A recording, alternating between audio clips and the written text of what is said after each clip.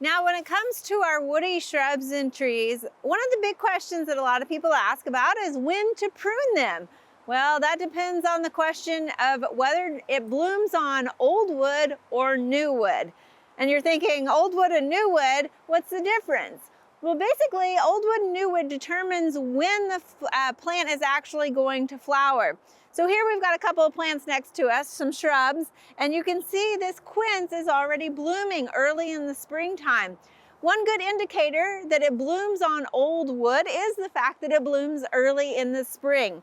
So these flower buds actually were produced on last year's vegetative growth. So if we were to prune this early in the spring, we would be removing these flowers. So you wouldn't actually have seen this beautiful display.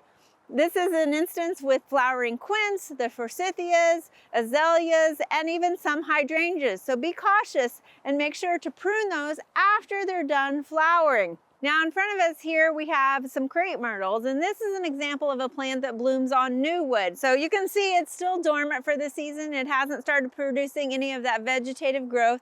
So in fact, plants that bloom on new wood, you can go ahead and prune early in the springtime. It's not going to do anything. So if we wanted to maybe keep this in check a little bit, we could go ahead and lower this if we wanted to by pruning some of these branches out. Because what's going to happen is when the temperatures warm up, this is going to produce some of that vegetative growth, and then it'll produce those flower buds that you'll see later on in the summer months. So we're not actually removing any flower buds by pruning it early in the spring. So if it blooms on old wood, make sure to prune it after it blooms. If it blooms on new wood, then go ahead and you can prune it this spring.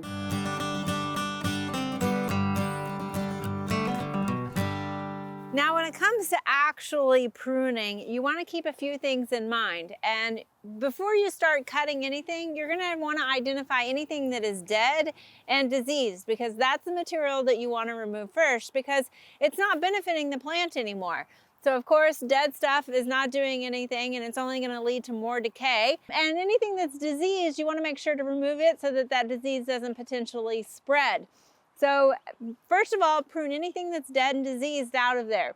The other thing to look for is anything that might be crossing. Crossing branches, when our Oklahoma winds kick up, will rub on each other, creating an open wound that's an invitation for insects and disease to actually penetrate into that plant tissue.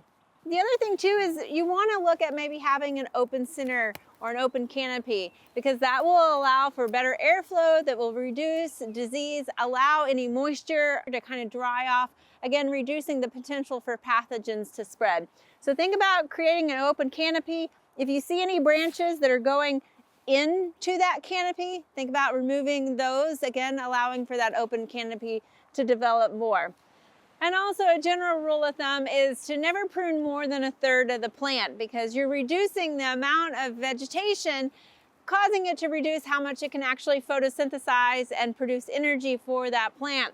So make sure when you're pruning, don't prune more than a third, and also to just kind of step back and take a look at it, because you can always go back and prune a little bit more, but you can never glue more back on the plant.